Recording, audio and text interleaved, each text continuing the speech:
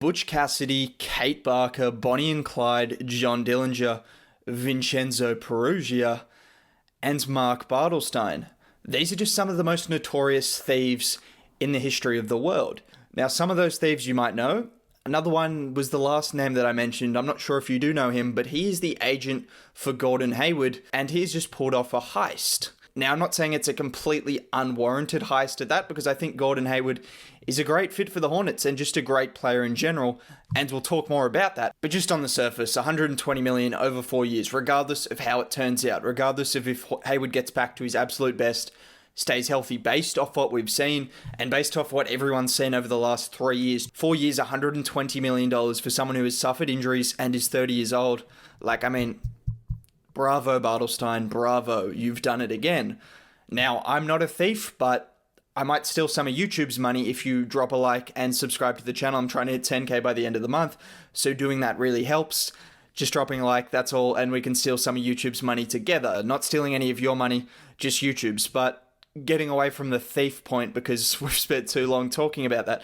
Let's talk about Hayward as a fit. Yeah, $120 million is an exorbitant amount for Gordon Hayward, who hasn't played a full season in a long time, but as a player, I think he's a really good fit. As a player, I think he's just really good. I think he's an all-star kind of guy if he can get healthy, if he can stay healthy, which is a big question mark. You look at his time in Utah, he spent 7 years, 42 games he missed. That's very good. That's what you like to see. 6 games a year. I don't know how many games were split over the years, but that's probably one significant injury. Really, that's one significant injury over 7 years. That's great. That's what you're signing up for when you're paying someone that much money.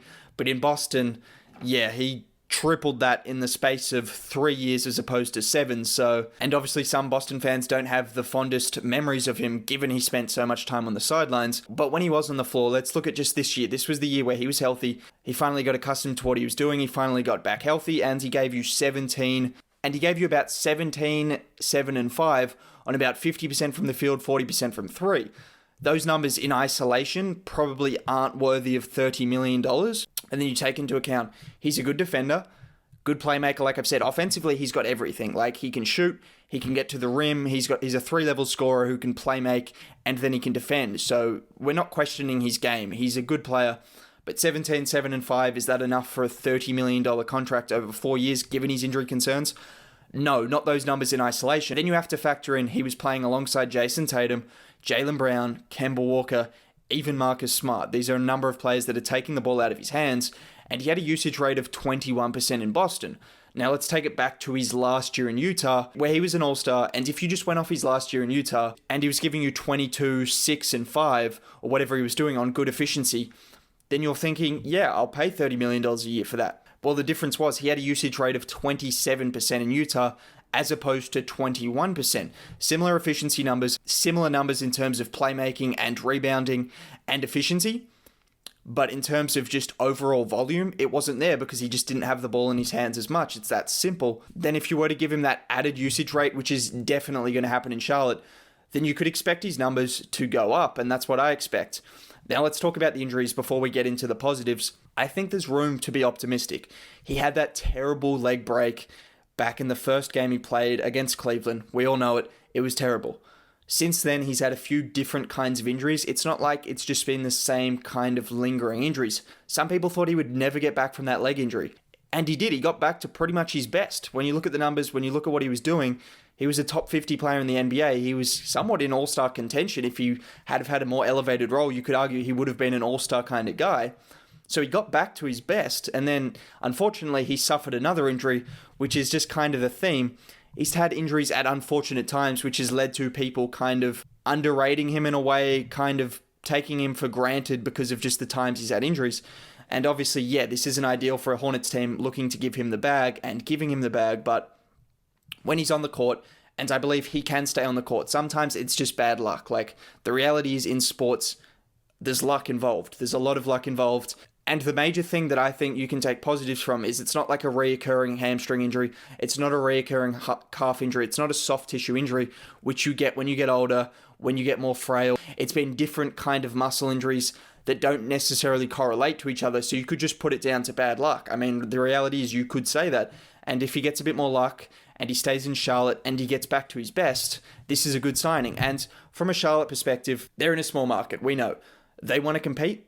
I mean, if you want to compete, you want to compete. I'm not ever going to disagree with a team looking to compete because it does instill some kind of culture and there are benefits to it, particularly in a draft lottery and a system where you could finish last in the draft and end up with the 8th pick. Like, the odds are better, but you could, and obviously that's not going to help anyone. So nothing's guaranteed if you tank and nothing's guaranteed if you try to compete. Getting back to the small market thing, I know I'm a bit all over the place at the moment, but getting back to the small market thing, yes, you have to overpay. I think Hayward's probably about $25 million a year for 4 years based off his production, not based off his health, but based off his production.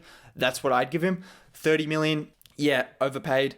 Is he still a great player? He is. And is he going to make a huge impact in Charlotte? For players like Lamelo, Devontae Graham, all those guys, he is. He's someone that can take the ball out of the hands of Lamelo. He's someone that can be a go-to scorer. You look at that Hornets team, you've got some good playmaking, you've got some good, solid defenders in PJ Washington, Miles Bridges, and those kind of guys have versatility on offense as well. But do you have a go-to scorer? I know it's a cliche thing to say, and it's not the be-all and end-all to have a go-to scorer. We've seen it. Carmelo Anthony didn't win anything. He was as good a go-to scorer as you could have, but you need a go-to scorer at some point in time when you're looking to close out games. Every good team has had a go-to scorer, and Hayward, at the very least, is someone that can give you a bucket. He can get to the mid-range spot. He can get to his three-point line. He can get to the rim. He can do a number of these things, and I can have confidence in him getting the ball and at least providing some kind of offense, whether he gets to the lane and then kicks out to an open shooter or whether he just goes all the way to the rim.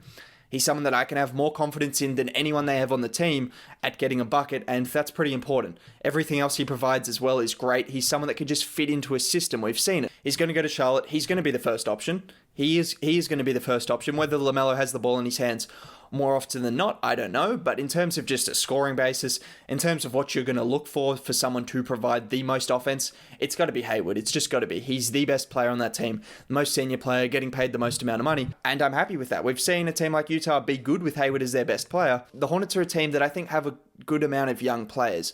They need these players to be surrounded by someone of good value, someone of note, and Hayward's that kind of guy. You bring in Lamelo, you need him to defer the ball to sometimes. Devontae Graham had a good sophomore season, but we did see him tail off. He's still going to need to defer the ball. You've got someone like Miles Bridges, PJ Washington. Miles Bridges likely to come off the bench unless they move PJ Washington to the 5, which could be interesting, but that's probably a bit ambitious. I don't think they'll go for a small ball lineup this early in the season. Maybe as things progress, we could see that because they do have a lot of length. When you look at PJ Washington, when you look at Bridges, you look at Hayward, and you look at Lamelo, that's very intriguing. That's 4 guys that are around 6'8". Those guys are very switchable. Those guys are good defenders. Lamelo not so yet, but he does have that potential. And then you surround someone like Devontae Graham, who's not the best defender, with a lot of switchable kind of wing guys. That's very interesting. That's a kind of good dynamic you'd want. I really like this fit for the Hornets. Did they overpay? Yes. Is it a great fit? Yes, it is. Based off what they have already, and they've already got solid pieces. Like, this is a solid team already. We saw they overperformed what a lot of people thought they would do last year, and now they've added someone who's probably more talented than they ever had before in LaMelo Ball. So you added someone that was already more talented than anyone you had on your roster, and then you add another player who's more talented than anyone you have on your roster, and all of a sudden, you've got 2 players that are going to come in and make a big impact to a team that was already overperforming and already pretty solid. So I think that spells a decent team. I think that spells a team that's going to be in playoff contention. They still stack up some draft picks if they continue to develop these guys, if they continue to build around LaMelo Ball, and bringing in Gordon Hayward is not taking away from that. He's someone that can have the ball in his hands, or he's someone who doesn't need to have the ball in his hands, which is rare for a player of his caliber. A lot of the players of his caliber are going to demand the ball in their hands a lot of the time, and that takes the ball out of LaMelo and Devontae Graham's hands.